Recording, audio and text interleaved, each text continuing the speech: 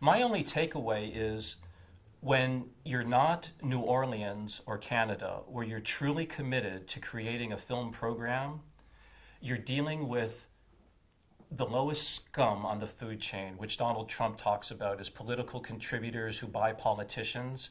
Because what could really have been going on in Iowa? This producer can only deduce one thing, that there were really fat cats that didn't want to pay their taxes. So if they could think of any industry that could create large certificates of tax credits that were transferable, that could be bought for percentages on the dollar, then that's absolute money in their pocket that doesn't have to be paid out as taxes. I cannot think of a second reason why the Iowa program existed or a second reason why most of these other state programs exist, because none of them seem really committed. New Mexico, for instance, that they're putting in the soundstage. They're investing money. But when all you're doing is giving away money, Missouri did it for a while. I worked on a film called Ligeia the Tomb.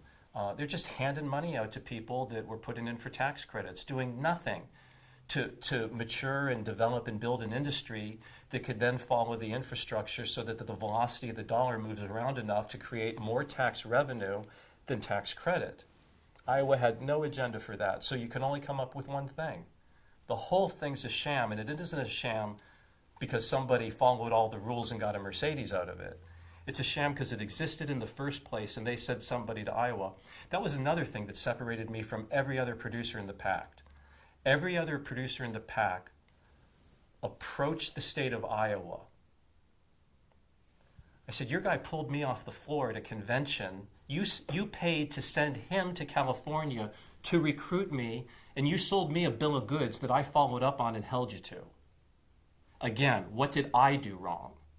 If you're going to be in the business of giving away money, I'm going to be in the business of trying to get to the front of the line. Simple as that.